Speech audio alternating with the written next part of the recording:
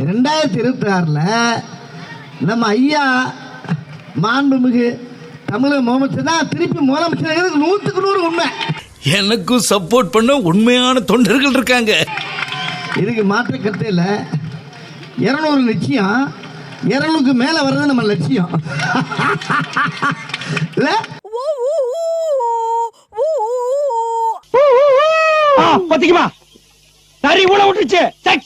வடிவேலு அவர்கள் மீண்டும் களமிறக்கப்பட்டார்.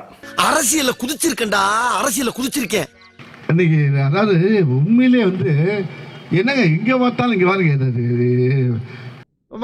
இப்ப நான் என்ன உங்கள்கிட்ட சொல்றது, தேவையில்லாத ஐடியாலாம் கொடுத்துட்டு நம்மளை இறக்கி விட்டு படிக்க பார்க்கறானே. உண்மையான நிகழ்ச்சிங்க. பகலை இரவாக்கிட்டான் பாருங்க, இரவை பழவாக்குறான் கடவுள். ஏதோ பேசுறதுக்காக நான் பேசிட்டு இருக்காத, நேரத்தை கடத்தாத, நல்ல விவரமா பேசு. உதயநிதி அவர்களுக்கு 58 கடந்து 58 எனக்கு இல்ல. வடிவேலுக்கு என்னாச்சு? அநேகமாக டங்குவார் அந்து விட்டதென்றே நினைக்கின்றேன். அந்துருச்சா? 48 கடந்து 59 அடியெடுத்து வைக்கும் அண்ணன். தண்ணி கிண்ணி போட்டிருக்கியா? ஏன் இப்படி பேச்ச மாத்தி மாத்தி பேசுற? விஜயகாந்த் அவர்கள் வாய் கொஞ்சம் அப்படியே கொளறுனா குடிச்சிட்டு வந்திருக்காரு, குடிச்சிட்டு தான் பேசுவார் அப்படின்னு சொல்லக்கூடிய வடிவேலு அப்படியா செய்து மறந்து விட்டேனடா என் செல்வமே. இன்னைக்கு அவர் பேசுற பேச்செல்லாம் கேட்டா குடிகாரன் இதை விட நல்லா பேசுவானேப்பா அப்படிங்கிற மாதிரி தானே இருக்கு. ஆப்பு நீ வைக்கிறது ஆப்புங்கிறது நல்லா தெரிஞ்சு போச்சு. உங்க ஆட்டுக்கு நான் தான் கிடைச்சனா? விஜயகாந்தை எவ்வளவு பெரிய டார்கெட் பண்ணி அவர் அழிச்சதுல மிக முக்கியமான பங்கு வடிவேலுக்கு இருக்கு. அப்படிப்பட்ட வடிவேலு பேசும்போது சரியா பேசணுமா வேண்டாமா? இவன் அல்லகைப்பா, அல்லகைனா எடுப்பு சோறு மிச்ச மீதி போட்டா தின்னுட்டு எதுக்கு எடுத்தாலும் ஆமாம் போடுறவன். ஆனா மிகப்பெரிய அரசியல்ல ஒரு பெரும் கருப்பு புள்ளியாக இருக்கிறார் வடிவேலு. எனக்கு உன் மேலதான் ஒரு சந்தேகம். ஏன் மேலையா? அப்படிப்பட்ட வடிவேலு மறுபடியும் திமுகக்காக களமிறங்க போகிறார் அப்படிங்கிற செய்தி நரி ஊழைட்டுருச்சுடே அப்படிங்கிற மாதிரி இருக்கு. நான் தான் உங்கள்கிட்ட மாட்டிக்கிட்டேன்ல, நல்லா என்னை யூஸ் பண்ணிக்கங்க. Use me. என்னுடைய அன்பு அண்ணன் அவர் எப்பயுமே சுறுசுறுப்பான ஒரு எறும்பு மாதிரி இருப்பார். அப்படியே நான் பார்த்துருக்கேன். பாய் பாய் ஒரு கட்டிங் அடிக்கிறதுக்கு எவ்வளவு பேச வேண்டியதா இருக்கு. சை கேவலம்.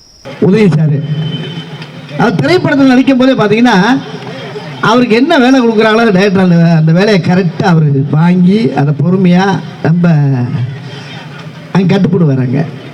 குழப்பத்தில் பிறந்தவனே ஒரு டீ வாங்கி கொடுத்தானா எது வேணாலும் பேசுறது. அதே மாதிரி இன்னைக்கு தலைமை என்ன பொறுப்பு கொடுத்துருக்கோ அந்த பொறுப்பு பார்த்தீங்கன்னா கரெக்டாக அழகா அந்த தகுதிக்கு ஏற்ற மாதிரி தன்னை மாற்றிக்கக்கூடிய அளவுக்கு ஒரு பெரிய ஒரு சிந்தனைவாதி அவரு. எல்லாம் நம்புற மாதிரி அங்க இருக்குது. ஆரம்பத்தில் நானும் தான் நம்பினாதான் சோறு போடுன்னு தாத்தா சொன்னாரு. அதுல இருந்து நம்பிட்டேன்.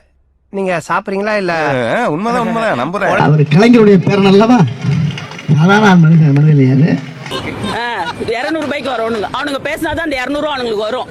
அரசியல் இறங்கி மக்களுக்கு பணி செய்ய வந்தோடனே அவருடைய உருவம் அவருடைய பேச்சு எல்லாமே சினிமாவுக்கு இதுக்கு சம்பந்தமே இல்லாம இருக்கு.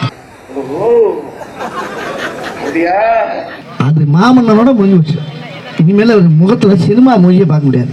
அவருடைய பணி என்னன்னா உழைப்பு உழைப்பு உழைப்பு. 2000 பொய் பேசுறாங்க கை தட்டுறாங்க, 2000 பொய் பேசுறாங்க கை தட்டுறாங்க. தமிழக முதலமைச்சர் வரப்போறது ஐயா மாண்புமிகு ஸ்டாலின் ஐயா. இப்படியே உசுப்பேத்தி உடம்ப ரணகலம் ஆக்கிட்டாங்கடா ஐயா துணை முதலமைச்சர் ஐயா.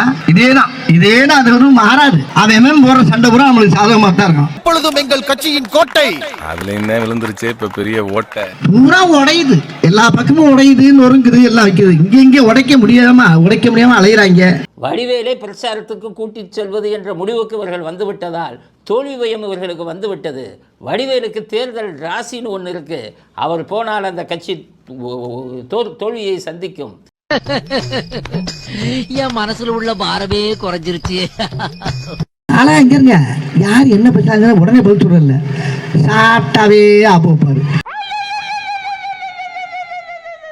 சும்மா கேட்கறதுக்கெல்லாம் பதில் கிடையாது. கேப் விட்டு ஒரு 10 கேள்வி கேட்டா 11வது பதில் பாத்தீங்கன்னா அவங்க தாத்தா மாதிரி அடிப்பாரு. குடும்ப ஆட்சியில ஒரு பொறுப்புல கொண்டு வந்து உட்கார வச்சிருக்கிறோம். சப்ஜெக்ட் நாலேஜ் கொஞ்சமாச்சு இருந்தா பரவாயில்ல. சப்ஜெக்ட் நாலேஜ் இல்ல. அது எங்க இருக்கு? நெக்ஸ்ட் குண்டுச்சட்டிக்குள்ள குதிரை என்பதை போல மாண்புமிகு துணை முதலமைச்சர் அவர்கள் இதையே பேசிட்டு இருக்காங்க. இது நம்முடைய சாபக்கேடாகத்தான் நான் பாக்குறேங்கன்னா. மானகட்ட அரசுங்க. நானா சொல்றேன், தமிழ்நாடே சொல்லுது கவர்மெண்ட் மனுஷனை மதிக்கிறதே இல்ல சார். எந்த அரசியல் கட்சி மனுஷனை மதிக்கிறது இல்ல சார். நம்ம பார்த்து திரும்பினா தான் சார் ஆகும். திருப்பி எல்லாம் அடிச்சோம்னா தான் யோசிச்சு கேள்வி கேட்டு படிச்சவனை உட்கார வச்சு பண்பானவனை உட்கார வச்சு ஜனங்களை நேசிக்கிற ஒருத்தனை தலைவரா தேர்ந்தெடுக்காத வரைக்கும் நம்ம செத்துக்கிட்டே தான் சார். இதுதான் தற்போதைக்கு உங்களிடத்தில் நான் சொல்லக்கூடிய செய்தியாகும்.